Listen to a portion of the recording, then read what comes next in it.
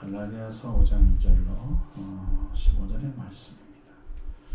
보라, 나 바울은 너희에게 말하나니 너희가 만일 할례를 받으면 그리스도께서 너희에게 아무 유익이 없으리라.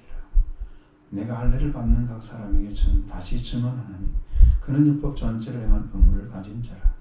율법 안에서 어렵다함을 얻으려 하는 너희는 그리스도에서 끊어지고 은혜에서 떨어진 자라다. 우리가 성령으로 믿음을 따라 의의 소망을 기다리나 그리스도 예수 안에서 할례나 무할례나 효력이 없으되 사랑으로서 역사하는 믿음뿐이니라. 너희가 다름질을 잘하더니 누가 너희를 막아 진리를 순종하지 못하게 하더니 그 권면은 너희를 부르신 이에게서 난 것이 아니니라. 적은 노력이 온 덩이에 퍼지느니라. 나는 너희가 아무 다른 마음을 품지 아니할 줄 주 안에서 확신하노라. 그러나 너희를 요동하게 하는 자는 누구든지 심판을 받으리라. 형제들아, 내가 지금까지 할례를 전한다면 어찌하여 지금까지 박해를 받으리요? 그리하였으면 십자가의 걸림돌이 제거되었으니 너희를 어지럽게 하는 자들은 스스로 베어버리기를 원하노라. 형제들아, 너희가 자유를 위하여 부르심을 입었으나 그러나 그 자유로 육체의 귀를 삼지 마라. 오직 사랑으로 서로 정노릇하라. 오늘 율법은 내 이웃 사랑하기를 내 자신같이 하라 하신 한 말씀에서 이루어졌나니 만일 서로 물고 먹으면 피차 멸망할까 조심하라.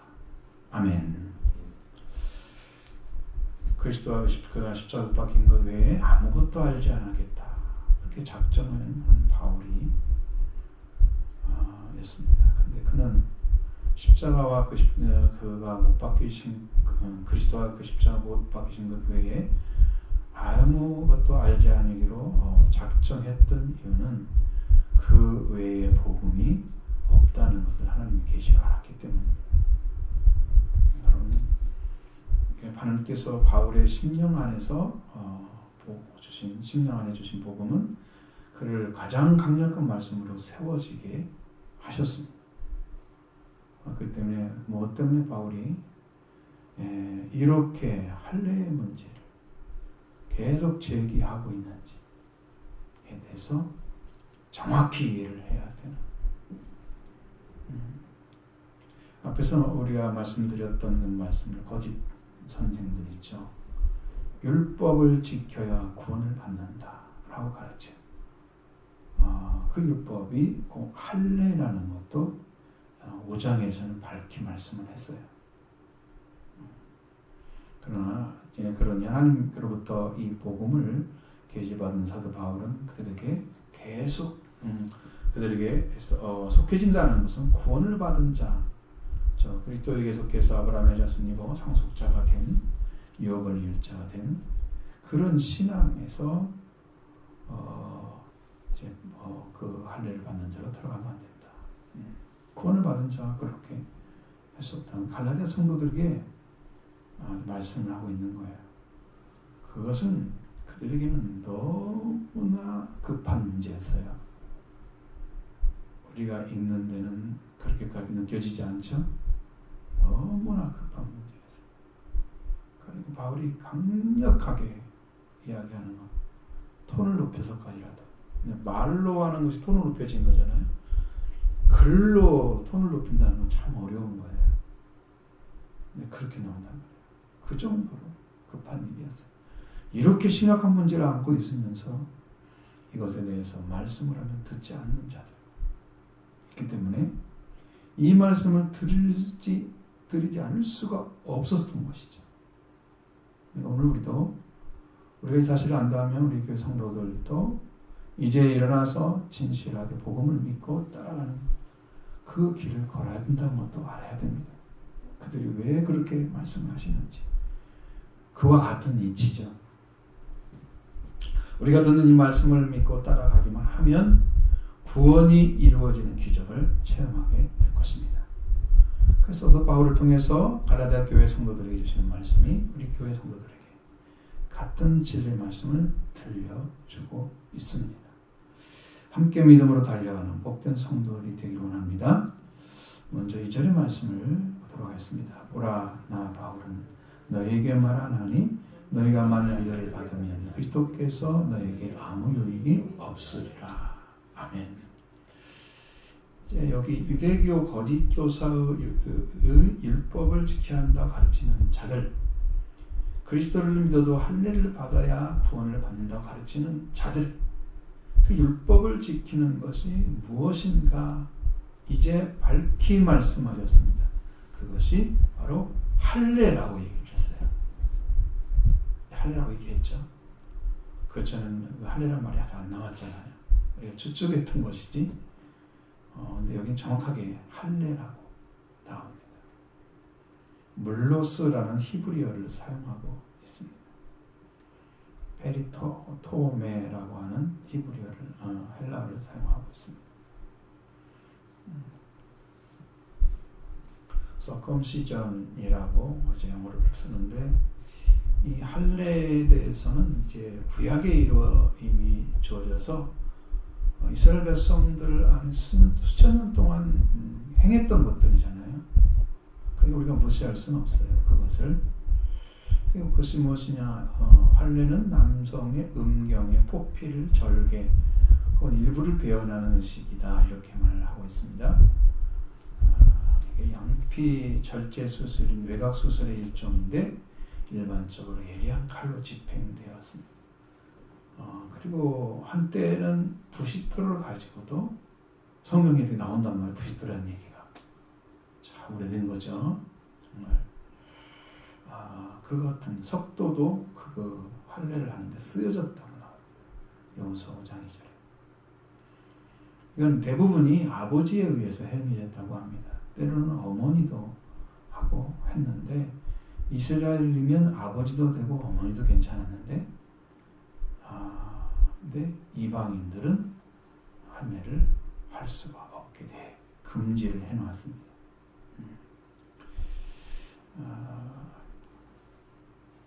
현대에는 유대인으로 할례를 집행하도록 임명되어 있는 자를 모헬이란 말은 할례를 주는 자라는 말이라고 부르고 있는데 그게 후대에는 어린아이의 명명식은 할례식과 동시에 행해졌습니다. 이름을 지어주는 거 말하는 거예요. 명명이라는 것은 이름을 지어주는 거. 예수님도 그때 예수 그리스도도 할례를 받으셨죠. 근데 요한도 그때 이름을 지었잖아요. 세례 요한. 유대인의 할례 역사는 아브라함부터 시작됐는데 아브라함께 하나님께서 언약을 주시죠. 12장 창세기 12장에서 그 다음에 15장에서 언약의 표로서 이제 15장 이후에 언약의 표로서 모든 남자에게 있어서 아브라함의 자손은 물론 던으로 산 노예까지 그 자식들도 모두 할례를 받으라고 명령을 했습니다. 그래서 이스라엘 남자는 생후 8일이면 할례를 거부한 자는 언약을 깨버리는 거기 때문에 백성에게서 끊어질 거다. 아주 강력하게 했어요. 강력한 것입니다. 그리고 나서 할례의 의식은 모세에 의해 또 정해집니다. 레위기 12장 3절. 그러니까 율법이 명령한 바가 되어버린 거예요. 유대인 남아뿐 아니라 유대인 집에서 태어난 노예 그리고 돈으로 산 노예 유월절을 지키려는 외국인이라든가 유대인으로 귀화하려는 외국인에게도 할례를 받게 됐습니다. 그 유대인은 애굽을 나와서 광야에 요리하는 동안에 할례식을 지키지 않았는데 여호수아가 에게 인도가 될 때 이동강을 건너서 가나안에 입국할 때 할례를 집행하도록 여호수아 5장 2절에 그렇게 기록하고 있습니다. 근데 이것이 얼마나 중요하냐 그러면 할례는 이스라엘의 자랑이에요. 그들은 할례도 못 받는 자들이 이렇게 하면 이제 그들을 이방인들 취급하는, 하나님께 돌아오지 않은 자들이 이렇게 취급하는, 그렇게 이스라엘 사람에게 중요한 일이었다. 이후에는 이 할례를 받은 자로서 그 흔적을 없애려고 수술을 받은 자도 있었다고 합니다. 신약 시대에 그런 말이 나오는데 그리스도인에게 있어서 할례는 있거나 없거나 아무 문제가 되지 않는다.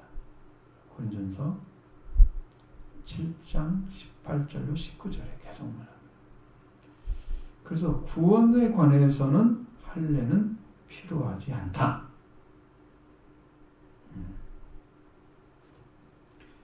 할례는 유대인 이외의 민족에 관해도 행해졌다 그럽니다. 구약 시대에는 에돔 사람, 아모압 사람, 암몬 사람, 애굽 사람들이 사이에도 행해지고 있었다.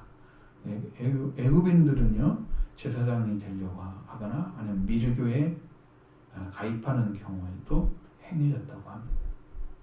그러니까 이것이 어떤 의미에서는 일반화되어 버리는, 특별히 이스라엘 사람은 하는 것이 아닌. 그리고 이제 그렇습니다. 이 할례의 기원은 남근상 숭배라든가 위생상 견지에서 시작됐다. 그렇게 말을 합니다. 그래, 뭐 일반적인 거잖아요. 근데 그건 이제 신격화 시켜놓은 그렇기 때문에 그런 건데, 이스라엘 백성에게 있어서는 하나님의 백성이 되는 계약의 그 근거를 두고 있는 거죠. 아브라함과 계약을 했잖아요. 하나님께서 여러분 이것이 다 동원이 돼야 된단 말이에요. 지금 성경 이런 게 다 동원이 돼야 된단 말이에요. 그렇지 않으면 쭉쭉 못 따라온다. 근데 이것은 마음의 할례의 외적인 상징으로 주어진 것입니다. 그럼 그리스도인은 그리스도 안에서 할례를 받는다고 말해져 있습니다. 어떤 할례라고 말하냐면 골로새 2장 11절에 손으로 하지 아니한 할례 곧 육적 몸을 벗는 일. 이건 영적으로 나타나는 것이고 외적으로 하는 게 아니에요. 할례는 손으로 하지 않은 거니까 외적인 할례가 아니에요. 그러니까 골로새에서는 이미 그런 것을 얘기해놨어요. 그러니까 여러분 이걸 기억하시고, 그러면 그 외적으로 하지 아니한 할례 영적인 현실인데 영적으로 나타나는 건데, 그럼 어떻게 하는 거냐? 그것이 이제 성경에서는 그리스도 세례를 받는다. 그리스도 안으로 세례를 받는다. 그렇게 해서 우리의 육적인 사람이 죽고 그리스도로 다시 살아가는 일을 행하는 것이죠. 그게 세례의 완성이 되는 거예요. 육적 할례는 거룩하신 하나님과 그 백성의 계약적인 관계를 표현하는 거예요. 육의 일부를 베어버리는 것입니다. 그리스도의 교회의 할례는 육의 몸에서 일부만 아니라 전부를 베어버리는, 그 육의 몸을 해서 베어버린 그 나머지 전체를 또 베어버리는, 그것이 육적인 할례가 아니고 이것이 바로 그리스도 교회에서 말하는 할례다. 그렇게 말하고 있는 거예요. 그래서 이건 영적인 할례가, 정신적인 할례가 필요한 것입니다. 그러니까 지금 성경에는 그걸 마음의 할례라고 얘기한단 말이에요. 마음의 할례. 예레미야 4장 4절에.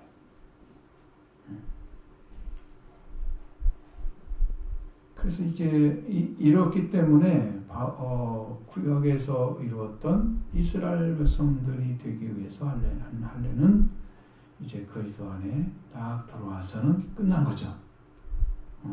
그 할례가 아니다. 그래서 이제 바울로 말미암아 할례를 더 이상 구약의 할례가 하는 기능은 완성된 언약의 성취가 됐기 때문에 그리스도 안으로 받는 세례가 되었다. 그러니까 할례는 더 이상 받을 필요가 없어진 거예요. 자, 사도 바울은 보라, 나 바울이 너에게 말하노니 너희가 만일 할례를 받으면 그리스도께서 너에게 아무 유익이 없다 라고 아주 엄중하게 경고를 하고 있습니다. 그리스도가 이루신 구원이 유익이 없다는 말은 구원에서 끊어진 자를 가리킵니다. 너무 무서운 거예요. 여기서 끊어지면 더 이상 세워질 데가 없죠.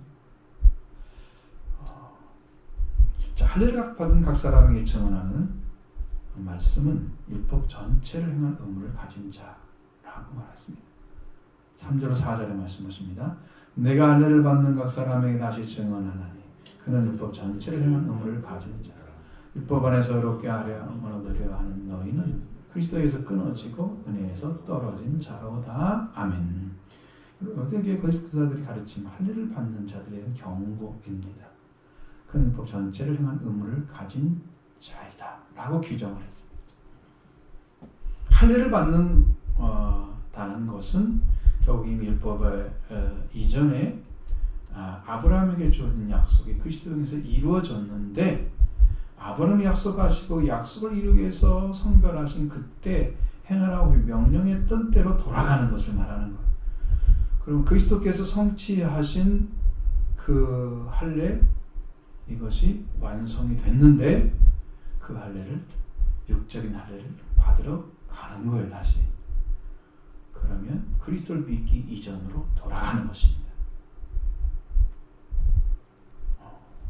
그렇기 때문에 할례를 행해서 구별되었던 이스라엘 백성과 같이 다시 구약의 할례에 머물게 된다. 다시 할례를 할례하는 자는 율법 전체를 행해야 하는 빛을 진 자가 됩니다.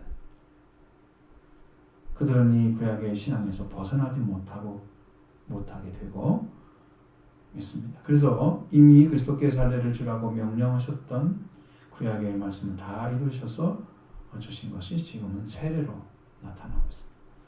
그러나 세례라고 할지라도 고백하는 자에게 베풀어져야 하는 시간이 되고 그러면 세례받는 교육을 받고 나면 세례를 주는 그런 세례 교회를 만들어가는 그런 교회가 대부분이잖아요. 근데 이제 그리스도께서 이제 세례에 대해서 할례 대신 세례를 준다. 그 세례는 골로새 2장 12절에 기록한 말씀과 같습니다.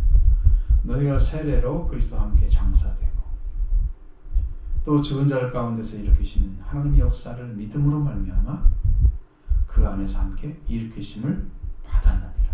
이미 끝났다고 말씀하시잖아요. 뭘 믿는다고요?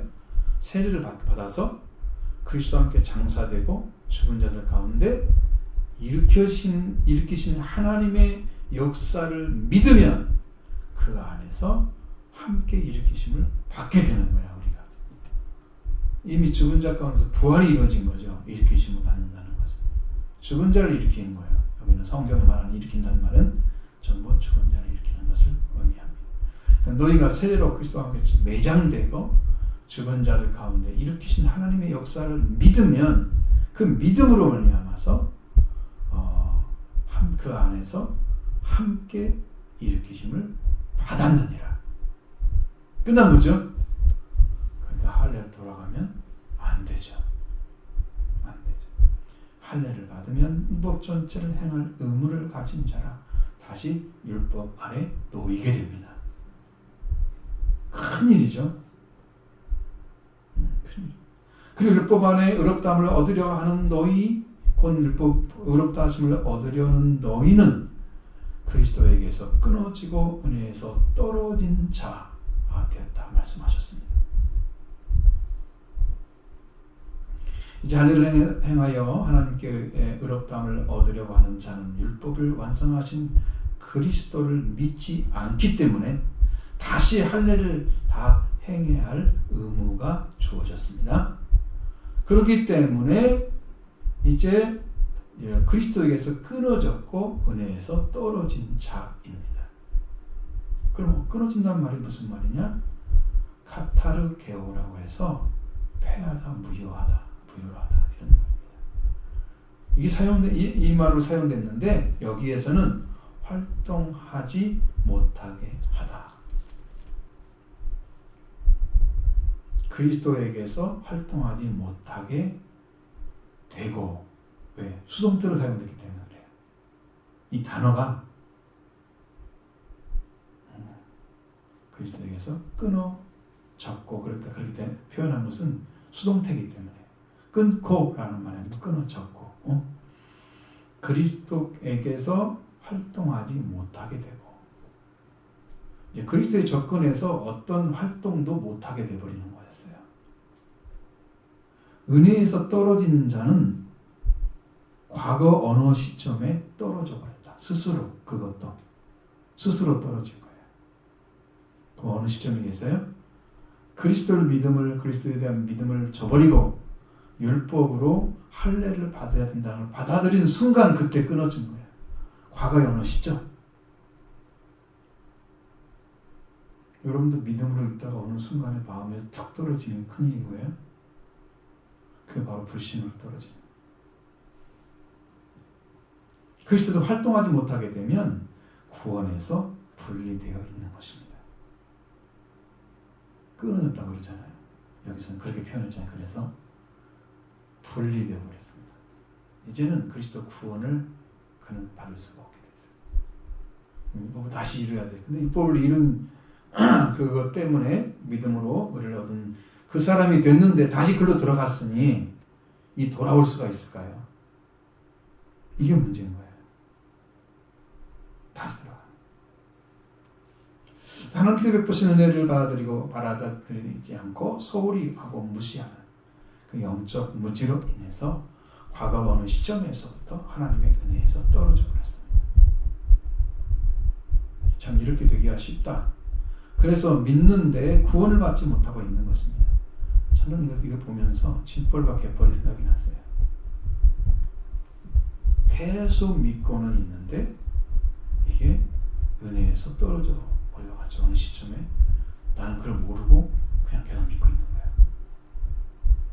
그러니까 은혜를 계속 받는 것 같고 변화드려야 되는 것 같은데 하나도 변화가 안 돼. 짐벌과 갯벌을 서동치 못하면 그렇게 되잖아요.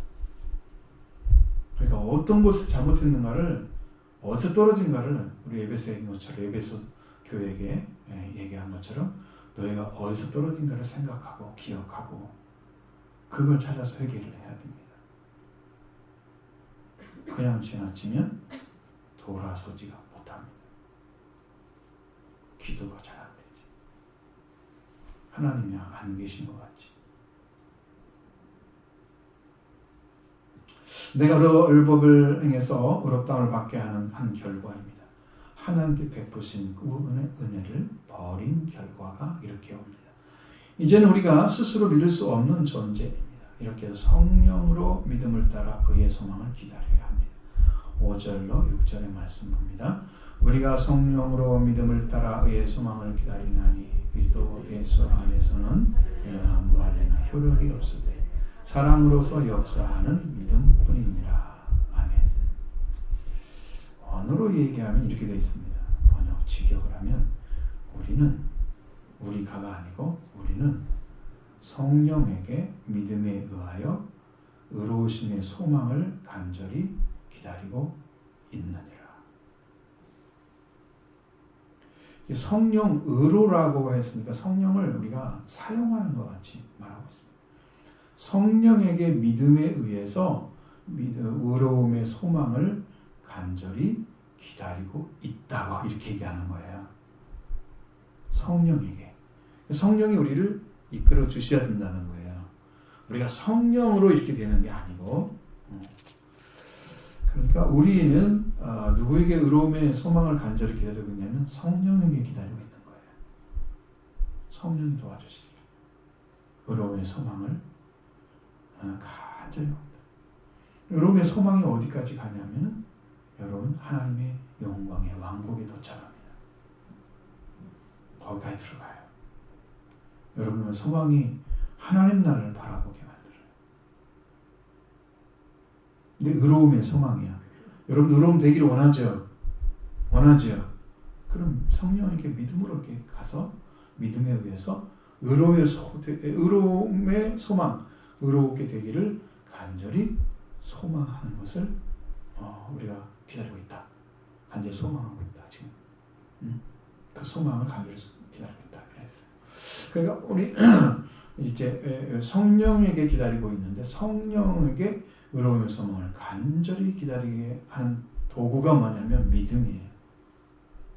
성령이 우리를 그렇게 만들어 주셔요. 여러분 의라는 것은 속죄와 부활이 이루어진 상태를 의미하는 거예요. 속죄와 부활을 이루시려고 예수 그리스도의 십자가 부활을 통해서 이루셨죠. 그리고 성령으로 오셔서 그 이루신 것을 우리한테 적용을 시키시는 거예요. 그리스도 안에서 죽고 그리스도 안에 부활되는 그 은혜를 주시면 여러분이 성령으로 죄사함을 받고 의를 얻은 거예요.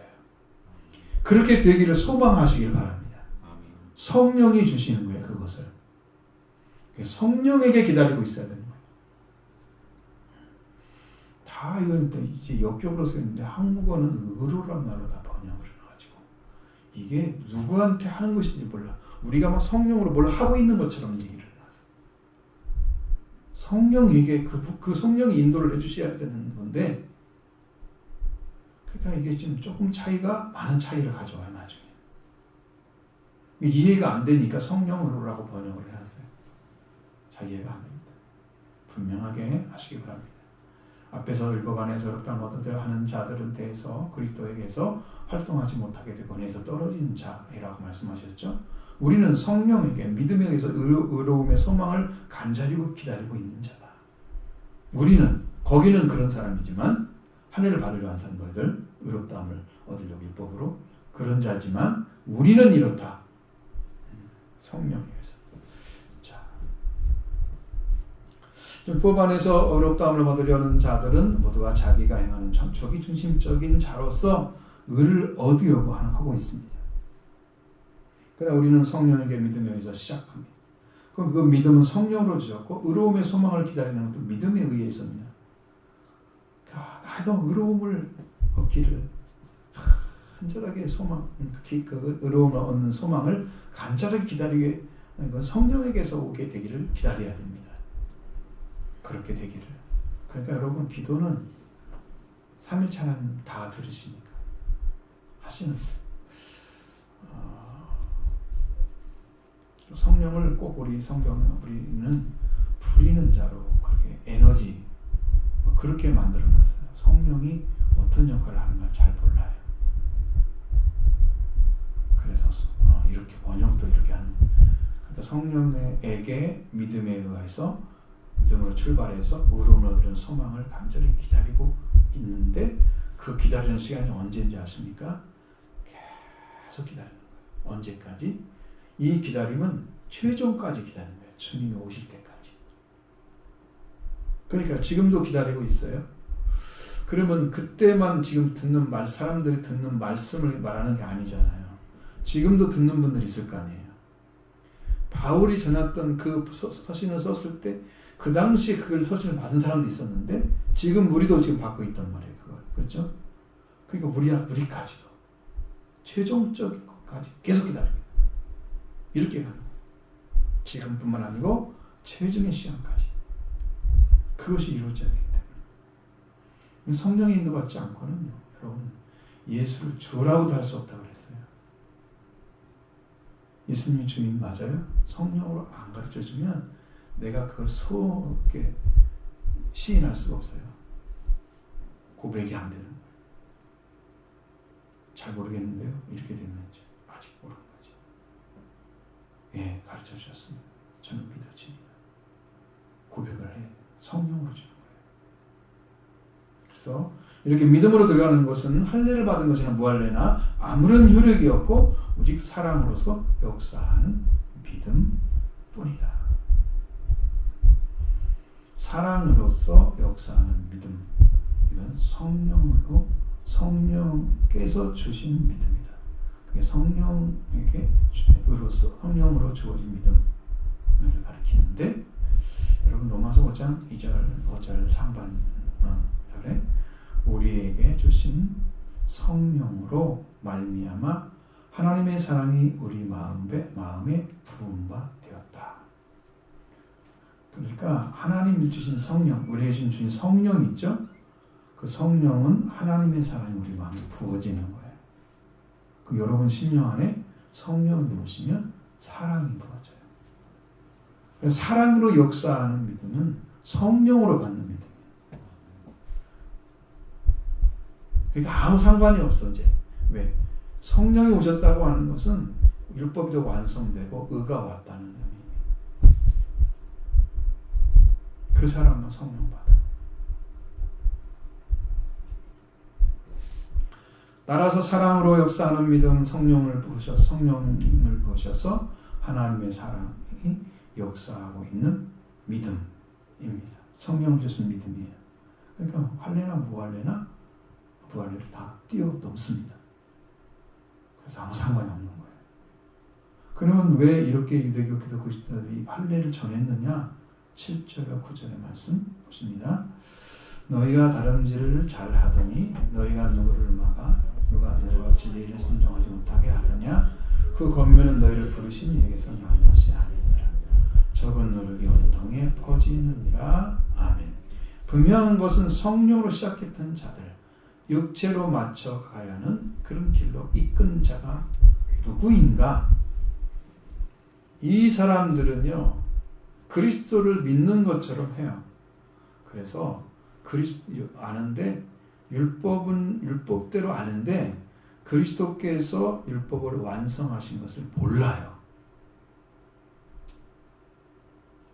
그러니까 율법은 이거 해라고 그랬어. 그러면 그걸 해야만 되는 거예요. 그게 그들의 믿음이야. 그들은 완전한 진리, 그를 통해서 완전한 율법을 완성한 완전한 율법을 알지 못하니 자신들이 전파하는 할례를 받아야 한다는 것이죠. 그 어리석음을 알지 못하고 있는 거예요. 그러니까 여러분, 이 개종한 자들 있잖아요. 위험한 사람들 있잖아요.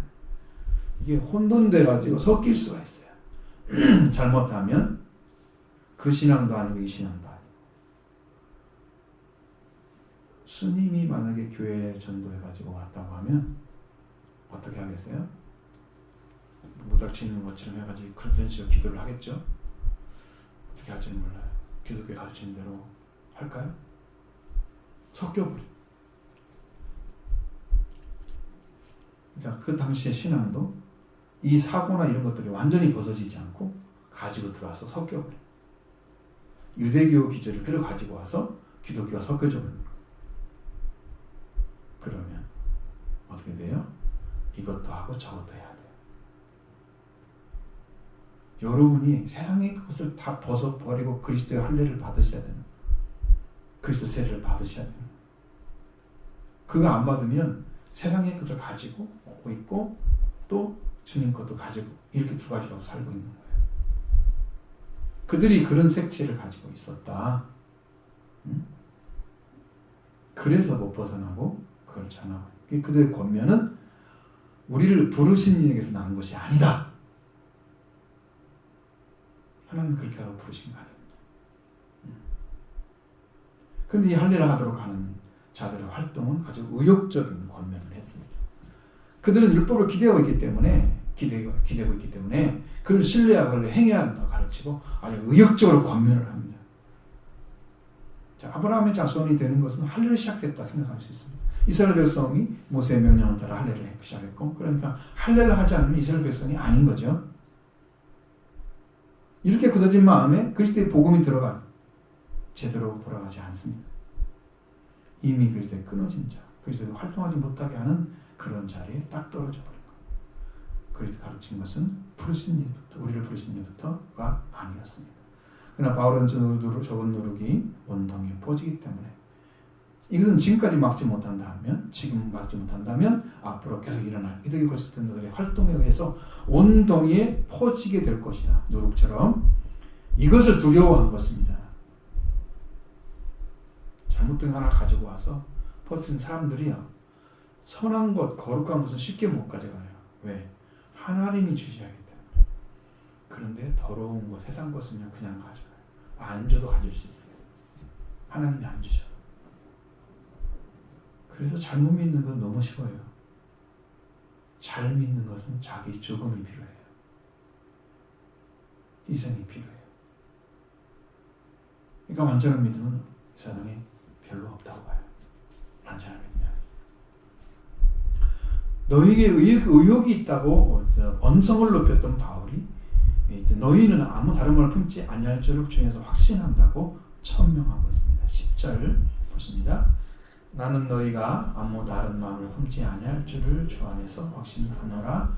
그러나 너희를 이동하게 하는 자는 너희 누구든지 심판을 받으리라. 아멘.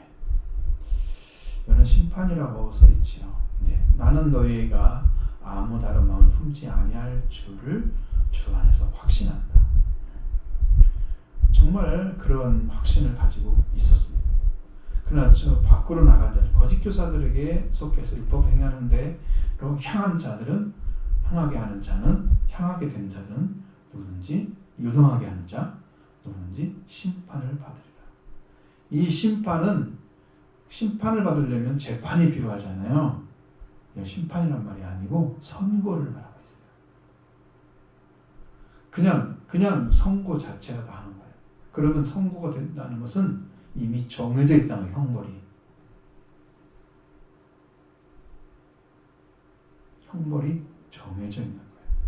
믿는 자를 불신은 떨어지게 혼란에 빠뜨려 가지고 그들이 선고를 막 주시는데 심판의 과정이 없이 선고가 바로 내려와요. 두려워요? 판결을 내는 내용이 이미 정해져 있다는 거예요. 마태복음 17장 18장 6절에 보면 나를 믿는 이 소자 중 하나를 실족하게 하면 차라리 연자 맷돌이 그 목에 달려서 깊은 바다에 빠뜨려지는 게 나으리라. 이미 정해져 있죠. 너희들은 그렇게 한 사람 죽이면 너희들도 같이 죽어야 돼. 정해져 있는 거예요. 다른 방법이 없어요. 왜? 그렇게 범죄가 큰 거야. 실족하게. 유동약을 혼돈시켜서 그리스도를 믿는 자들을 넘어뜨리려고 들어온 그들은 이미 선고가 내려져 있다 이거예요. 여기 갈라디아 교회 성도들을 요동하게 하는 자, 혼란에 빠뜨리는 자는 선고를 받는데 각양각각한 선고를 받게 돼요. 형벌이 정해져 있다는 것입니다. 여러분도 믿는 자를 혼란에 빠지게 하면 선고가 준비되는 사실을 기억하십시오. 그래서 믿는 자들을 잘 살피고 신실한 자녀가 되게 여러분 하시길 바랍니다. 반드시 그렇게 세워가야 돼요.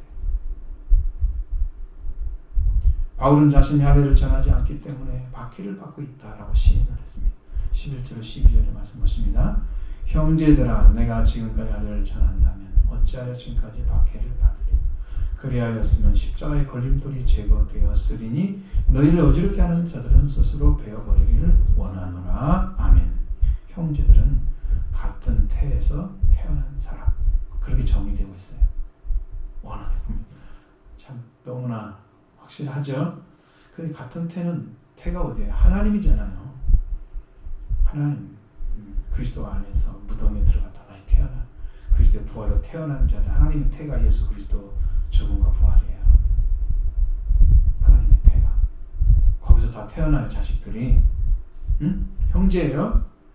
형제가 됐어요. 형제를 향해서 제가 지금까지 할례를 선포했다고 하면 어찌하여 지금까지 박해를 받겠느냐. 여기는 시험을 말합니다. 박해라는 말이 시험. 지금까지 내가 할례를 전했다면 누가 나를 시험하리요. 그렇다면 십자가에 걸려 넘어지게 하는 장애물이 치워졌을 것이다. 사람들이 십자가에 걸려 넘어지잖아요. 지금 그걸 안 믿으니까 그것이 거치는 돌처럼 장애물이 돼 있어요. 이 말씀 사실상 바울은 시험 속에서 계속 받고 있는 원인이 뭐라고 생각을 했어요? 십자가를 전했기 때문이에요. 할례를 전하면서 십자가를 전했다면 바울은 그래도 시험을 많이 받지 않았을 거예요. 마치 유대교를 신봉하는 그런 유대 민족들도 만족하고 그리스도에게 속하는 성도들도 만족할 수 있게 될 거죠. 그러니까 그리스도께서 이루신 율법을 그대로 지키라고 하는 것은 우리를 부르시는 나온 진리가 아니기 때문에 그렇게 할 수가 없었던 거예요. 그렇게 하는 것들에게 향해서는 저주를 받으라고 말씀하십니다. 바울은 용납할 수가 없었던 거예요. 만약에 그렇게 한다고 하면 그들 향해서 스스로 베어버리기를 원했습니다. 스스로 베어버리는 거예요. 스스로 끊어버리는 거예요. 이들은요, 분명한 것은 이렇게 교리의 오류를 만들어서 퍼뜨리는 자들을 어지럽히는 자들이다. 여러분, 이단이란 말 있잖아요. 그리고 사입이란 말이 있어요. 원래는 사시입이라고 합니다. 사입이란 말이 아니고, 사입이 꼭 영어 같아요? 한자어예요. 사시입이. 겉은 비슷하나 속이 완전히 다르다는 뜻입니다. 그래서 이단이나 사이비 집단, 정통 교단이라고 그 교단을 뒤집어 쓰고 이단적인 기독교를 흉내내는 집단들 얼마나 많은지 모릅니다. 스스로 배열보기로 합니다. 말씀이 아니기 때문에. 그렇지 않아도 구원을 선포하는데 사탄과의 싸움이 얼마나 큰데, 그래서 우리 목사님하고 전화를 했을 때 사탄과의 싸움이 엄청 크다 말씀하세요. 아군이라고 생각했는데 적이 있는 거예요. 그 속에 앞뒤로 박해를 받는 거예요. 사탄의 회방과 교단 안에 들어있는 그런 적군들, 아군 안에 저는 적군들. 복음을 안 따라온 사람들은, 십자가의 복음을 안 받은 사람들은 이들은 전부 적군이에요. 회개를 가르치면요 성도들이 다 가요. 근데 구원은 회개로만 들어가게 돼 있어요. 그러니 이게 지금 이중적이잖아요. 여러분 굉장히 문제. 이제 우리는 신앙에, 바른 신앙에 세워져서 할례를 행하는 것. 지금 할례를 주지만 그 그리스도의 할례를 세례를 받지 못하면 못하면서 신앙을 가르치는 자들은 도태되고 말 것입니다. 왜? 이게 나중에는요 그리스도 안으로 들어가서 세례를 받고 그리스도 안으로 세례를 받은 자는 그리스도와 함께 매장되고 그리스도와 함께 매장된 자는 부활을 이룹니다. 그리스도가 부활로. 그래서 거기서 새로운 생명이 태어나요. 그러니까 태라고 말씀드린 거죠. 하나님의 태는 예수 그리스도의 십자가 부활에 있습니다. 근데 거기서 태어나는 일이 이게 그리스도의 세례인데 이 세례를 완성하지 않고 구원이 오겠습니까? 못하죠? 왜? 성령이 그를 데려가세요. 죽은 자 가운데 들어가세요. 그리스도와 함께 죽어라. 거기서 함께 살라고 또 데려오세요. 그렇게 하십니다.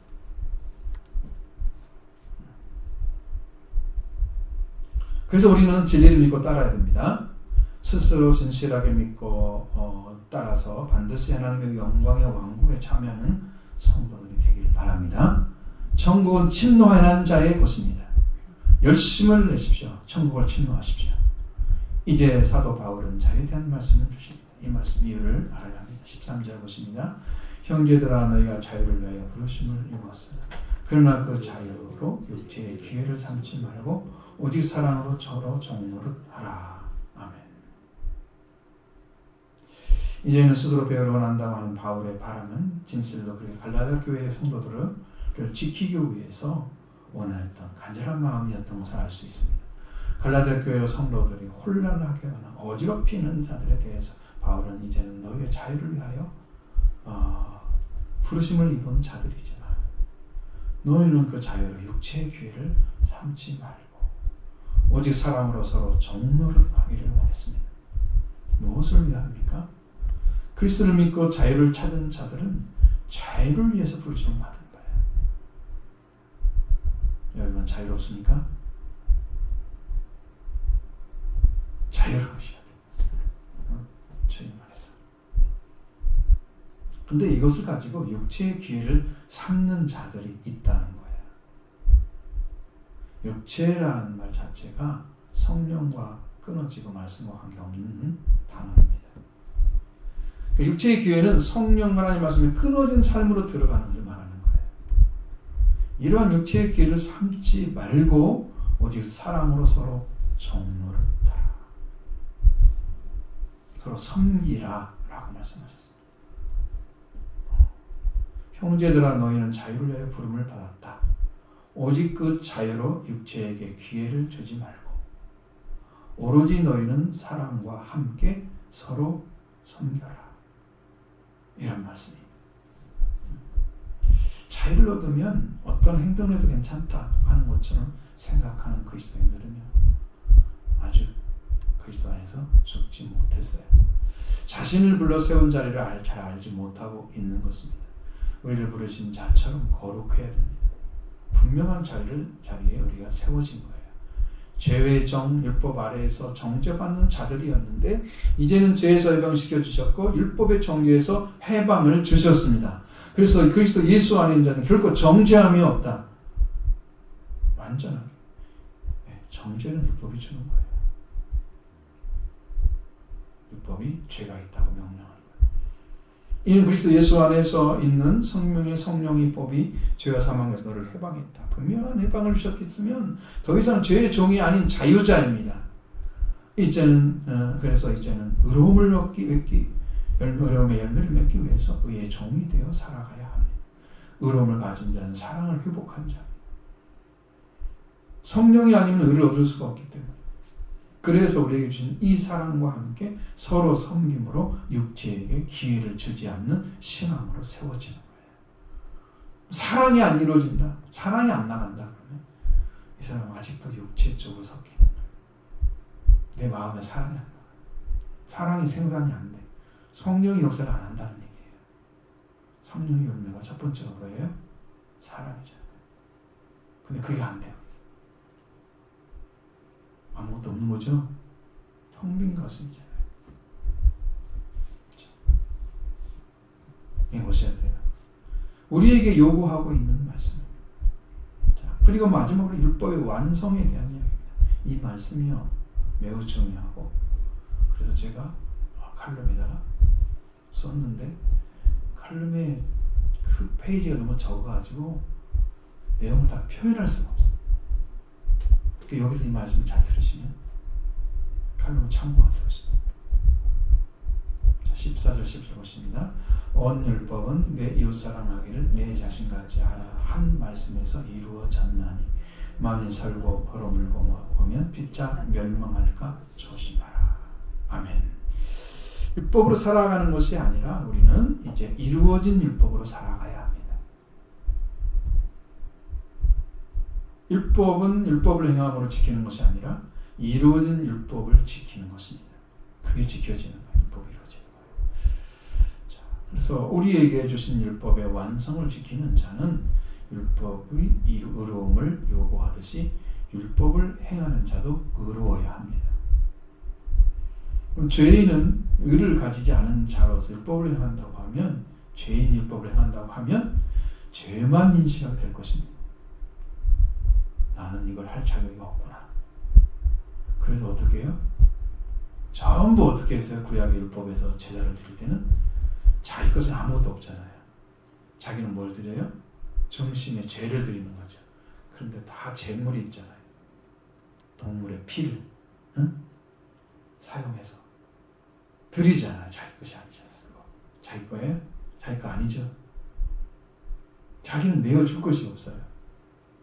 자기 몸을 잘라드리겠어요? 피를 드리겠어요? 그거 안 되지. 아무 필요 없는 거죠. 하나님 그걸 받으실 리가 없잖아요. 그러니까 자기 들 것이 아무것도 없어요. 그러니까 이게 드리는 사람은 뭐 생각하는 거예요? 나는 죄밖에 없어. 이걸 인식하는 거예요. 그걸 드리면서. 율법은 죄를 인식하게 하는 거예요.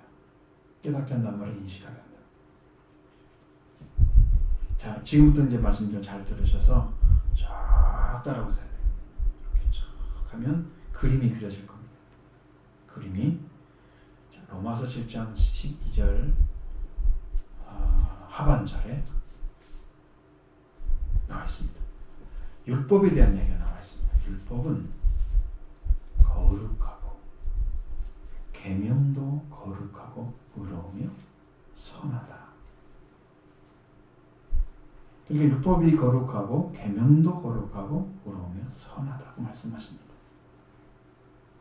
이러한 성품이 율법 안에 있다는 거예요. 계명이 율법에서 나왔잖아요. 그렇죠? 그러니까 율법이 따로 있는 게 아니고 율법은 일단 거룩해. 이 사람들이 가지고 있는 성품이 아니에요. 선하고 의롭습니다. 자, 그걸 가지고 있는 율법이. 근데 이 율법을 어떻게 해야 돼? 이렇게 좋은 것을 이루어야 하잖아요. 그래서 마지막 선지자가 구약의 마지막 선지자가 율법과 선지자가 바로 요한이었다. 율법을 이루어야 되기 때문에 그 마지막에서 연결을 시켜야 하잖아요. 누가복음 16장 16절에 그 말씀이 있습니다. 율법과 선지자는 요한 때까지요. 그 후부터는 하나님은 복음이 전파되어 사람마다 그리로 침입하느니라. 율법과 선지자는 세례 요한까지 그거를 하나님과 전파돼서 사람들이 그리로 침입한다. 그래서 바로 회개를 통해서 하나님 나라로 침입을 하는 거예요. 율법 시대에는 구약 시대죠. 그럼 율법이 완전하게 이루어진 때는 신약 시대예요. 구약의 율법과 선지자를 완전하게 하려 오신 분이 누굽니까? 율법을 이루어야 하잖아요. 선지자도 이루어야 하잖아요. 바로 마태복음 5장 17절에 내가 율법이나 선지자를 폐하러 온 줄로 생각하지 말라. 폐하러 온 것이 아니고 완전하게 하려 함이니라. 이 말씀이 이룬다는 의미입니다. 구약을 이룬다는 의미입니다. 율법과 선지자를 이룬다는 거예요. 완전하게 한다는 의미는 이룬다는 거예요. 완성시킨다는 거예요. 자, 그래서 일을 하러 오셨어요. 보세요. 그럼 이 말씀 들으시고 어떻게 기울여 보세요. 갈라디아 3장 19절에는 율법이 있어야 할 기한이 정해져 있습니다. 율법이 언제까지 있어야 되냐? 그런즉 율법이 무엇이며 범법함으로 더해진 것이다. 천사를 통하여 한 중보자손을 베푸신 건데 약속하신 자손, 그러니까 약속하신 씨가 오시기까지 있을 것이다. 약속하신 자손이 오실 때까지만 있어야 된다는 거예요. 그건 율법은. 그 다음은 완전한 율법이 와야 된다는 거죠. 율법이 이루어져야 된다는 거죠. 그러니까 약속하신 자손 그 씨가 예수 그리스도입니다. 그 말했죠. 바울이 말했어요. 3장 씨가 누군지 말했어요. 아브라함의 씨, 약속하신 씨, 그리스도예요. 아브라함이 저는 그리스도라. 자, 그래서 바로 구약의 율법과 선지자는 세례 요한까지만 있을 것이며 그 다음에 율법과 선지자를 이루신 분, 약속하신 씨인 예수 그리스도가 완전하게 이루셔야 되죠. 율법을. 그래서 율법은 약속하신 씨가 오시기까지만 있을 것이고 그 뒤에는 율법의 완전한 율법을 이루어서 주실 거예요. 그럼 역사하신 씨이신 예수 그리스도가 세례 요한에게 세례를 받으러 갑니다. 무엇 때문일까요? 구약의 마지막 율법이 이루어지는 길을 예수님이 걸어가시려고 한 거예요.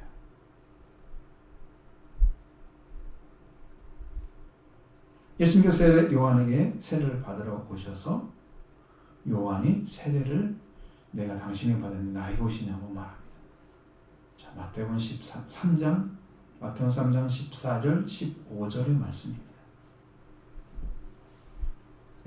이 말씀을 이해를 하시게 되면 율법의 완성이 어떻게 이루어진가를 알 수 있습니다.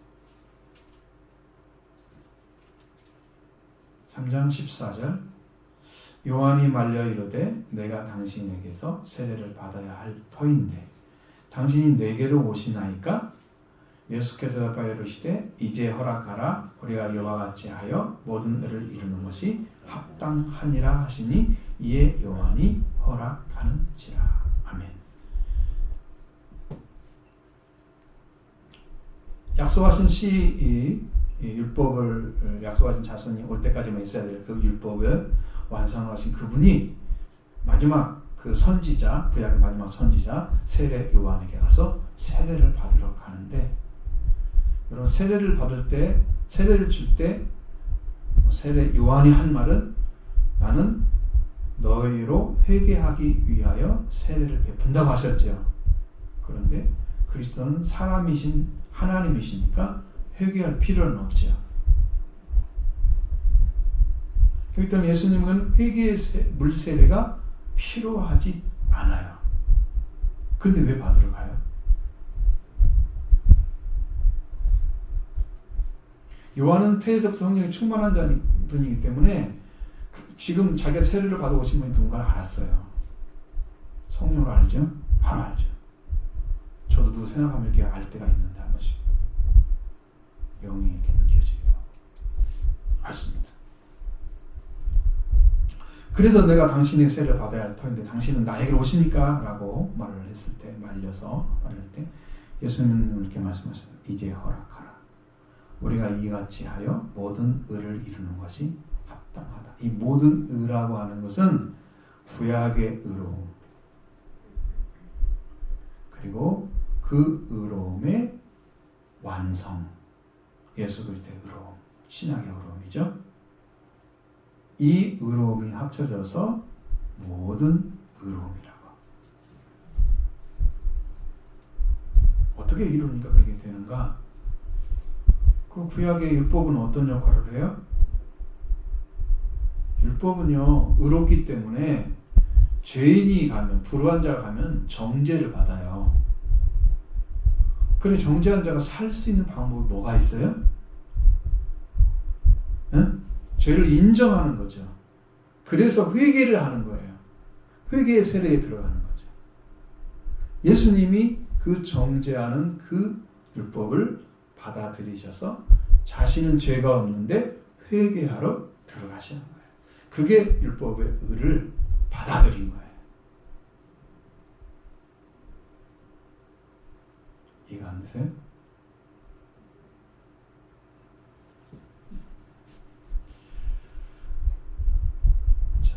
요한은 구약의 의로움을 나타내고 예수 그리스도는 세례 요한에게 구약의 의로움을 받으시기 위해서 물세례를 받으러 오셨고 그의 물세례를 받으신 거예요. 이와 같이 하여 모든 의를 이루는 합당하다. 예수님은 구약의 의로움인 죄인을 회개함으로써 구약의 의로움 때문에, 그러니까 율법의 의 때문에 회개로 들어가셔서 그걸 받아들이신 거야. 죄인이다라고 인정하신 거지. 그러니까 죄인으로 들어가시는 거야. 응? 응? 율법의 정죄잖아요, 그게. 율법의 정죄 때문에 죄인이 된 거야? 그럼 회개로 들어가셨죠. 그러면 그 의를 받아들인 거예요. 구약의 의로움을. 죄인이 된 거지. 죄가 있어서 죄인이 된 게 아니잖아요. 저주를 받아야 돼서 저주를 받은 게 아니잖아요, 십자가에서. 죄가 있기 때문에 받은 게 아니죠. 죄가 없는데도 받으시네. 그럼 누구 때문에? 우리 죄 때문에.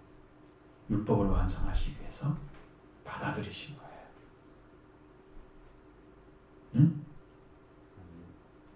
우리 죄 때문에 받아들이신 거예요. 그리고 회개함으로써 의를 향하여 가게 하고 예수 그리스도는 속죄를 주심으로써 죄인에게 의로움을 주십니다. 두 의가 완성됐죠? 두 의가 예수님 안에 죄인으로 들어감으로써 율법을 받아들여서 그 율법에 정죄된 것을 다시 어떻게 했어요? 예수님의 속죄로 완성을 시켰죠? 그래서 의로움을 이루신 거야. 그러니까 율법이 아무리 정죄를 하려고 해도 회개로 들어가셔서 속죄로 완전하게 의를 준 그 사람에게는 정죄가 되지 않는 거야. 엄청 어려운 건데 이 말이. 그 로마서 이게 8장 3절의 말씀이 전생에 아주 꽂혀 있거든요. 아주 강력하게. 여러분이 정죄받지 않는 것은요, 예수 그리스도가 그 정죄를 대신 받으셨기 때문입니다. 그 예수님의 죽음이에요. 내가 받아야 할 거였어 보니까. 자, 그래서 회개와 속죄를 통해서 구약의 의로움과 신약의 의로움의 완성이 이루어지게 되면 이제 의로움을 받은 자가 됩니다. 의로움을 받게 된 거죠. 우리가 이제 받게 된 거. 예수님이 이루신 건데 그 우리가 받게 되는 거. 그리고 그래서 예수님께서 세례 받으시고 우리가 해야 할 회개를 하셨고 이제 십자가에 피를 주면서 의를 이루어 주셨습니다. 율법의 정죄가 없죠. 또 완성하신 거예요. 그 다음 뭘 따라가면 되나요? 의를 이루었으니까요. 성령을 따라가면 됩니다. 의와 성령은 하나의 역사를 합니다. 세례 요한은 회개하게 함으로 사람들을 의로움으로 돌아가게 하고 예수 그리스도는 속죄를 주시며 사람들을 의로움으로 완전하게 들어가게 하셨어요. 할렐루야. 이게 이루신 길이에요. 그래서 세례 요한이 그리고 구약의 의로움과 예수 그리스도의 속죄를 이루신 의로움을 이루는 것이 합당한 것이다. 이렇게 모든 의를 이루는 게 합당한 것이다. 그렇게 말하는 거 어떻게 했다고요? 요한이 허락을 했다고 했다. 그래서 세례를 받으신 이 율법을 이루셔서 의로움을 주신 분이 예수 그리스도이시다. 그럼 이 의로움으로 하나님의 아들 된 자들은 성령으로 사랑이 태어나고 아까 말씀드렸죠? 성령은 사랑을 붓는다. 하나님 사랑을. 그럼 사랑은 그 이웃사랑과 하나님 사랑이 이루어지죠? 뭐가 있어요? 계명이 이루어지는 거예요. 율법이 이루어지는 거예요. 그래서 우리가 사람을 사랑하게 되면 이웃을 내 진짜로 사랑하는 사람이 딱 이루어지면 율법이 이루어지는 거예요. 율법이 정죄가 아니라 제가 그 위치가 어딘가를 알아요. 근데 이건 하나님만 가질 수 있는 위치야. 예수 그리스도만 가질 위치야. 그래서 예수님 뭐라고 그랬어요? 마태복음 맨 5장 끝절에 보면 하늘에 계신 너희 아버지처럼 너희도 완전하라. 그렇게 되면은 하나님의 아들 일컬음 받게 될 거다. 그 영적인 위치를 찾아주신 거예요.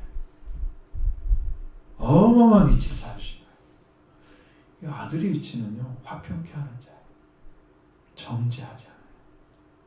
그래서 제 안에 어떤 심령이 찾아오냐면 이제는 세상에 극악한 일을 행해도 용서해야 할 대상이 되어야 된다는 거예요.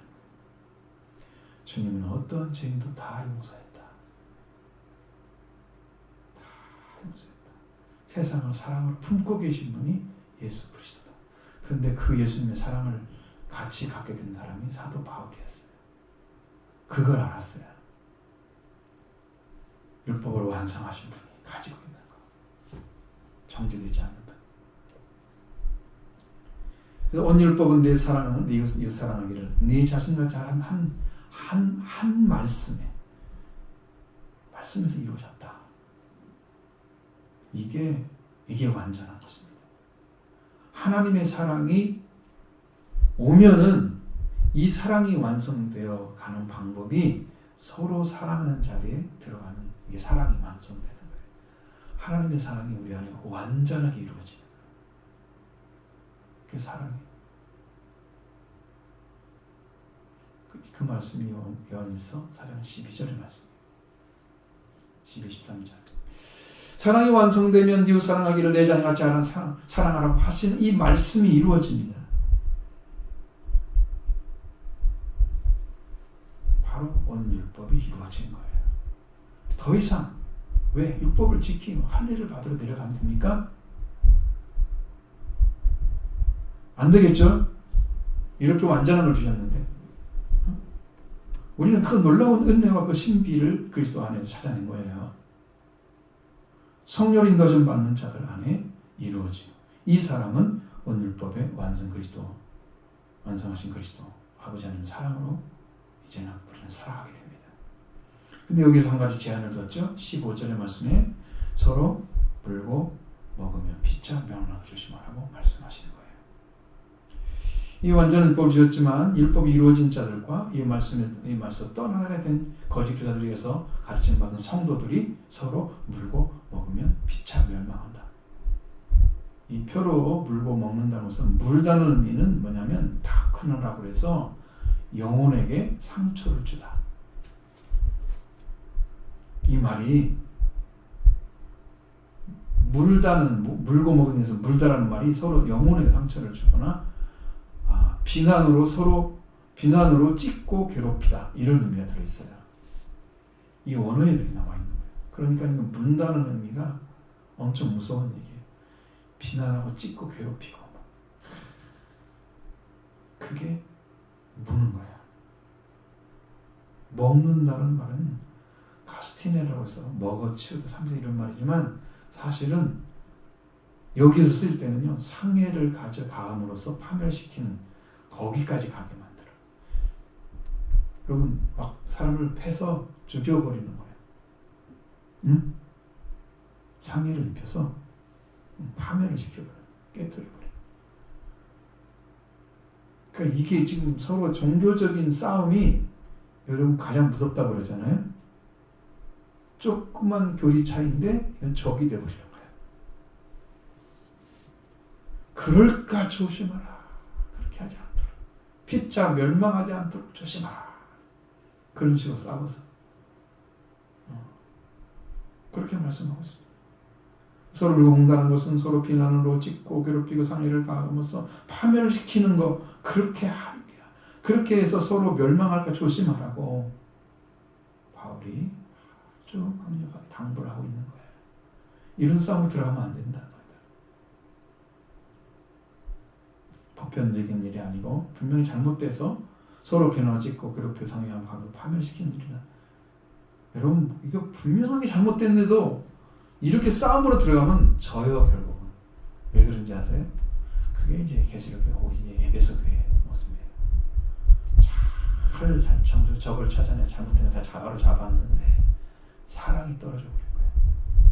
첫사랑을 잃어버린 거예요. 싸우다가. 응? 싸우다가 첫사랑을 잃어버린 거예요. 그러니까 싸움으로 들어가는 게 아니야. 우리는. 그러니까 피해가는 것입니다. 싸움은. 거짓 교사들이 퍼뜨리는 할례, 오늘날은 세례만 받고 그리스도 세례를 알지 못하는 자들 조심해야 됩니다. 그냥 교리만 알고 있는 거죠. 자, 그리고 두 번째는 율법이 이루어져서 이미 성령을 부어준 사랑으로 원율법이 이루는 신앙생활을 신앙을 우리에게 주셨으니까 우리는 이런 사랑을 가지고 살아가야 된다. 모든 생명은 다 하나님이 주신 거다. 그 생명은 다 사랑의 대상입니다. 그러니까 육체의 기회를, 육체의 욕심을 이루지 않고 살아가는, 육체의 기회를 주지 않고 자유를 가지고 사랑으로 섬기는 자가 되는 거예요. 그런 삶을 살아가는 이 두 가지를 말씀하신 거예요. 여러분의 신앙 안에도 이런 진리로 세워져서 이제 할례도 이루어지고 그리스도의 세례가 이루어지고 그리고 원율법이 완성된 사랑을 가지고 어떤 생명도 살아가는 자에게 안 되면 이제 기도를 해야 돼요. 세상의 모든 죄인을 다 덮는 게 주님이 사랑이었다는 걸 봤어요. 그러니까 그렇게 사랑을 가지고 이루어집니다. 승리하는 길을 찾기를 원합니다.